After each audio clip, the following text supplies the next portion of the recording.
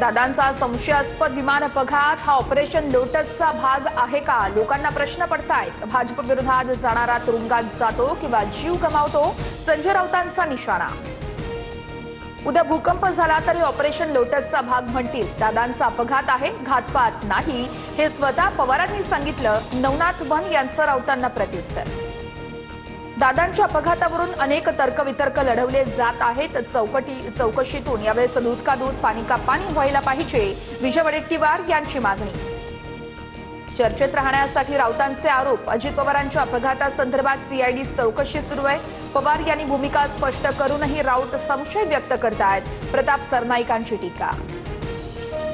General Manoj Naravane यांची सुद्धा सुरक्षा वाढवावी। भाजपचे लोक काय करतील याचा भरवसा नाही, संजय राऊतांचा हल्लाबोल।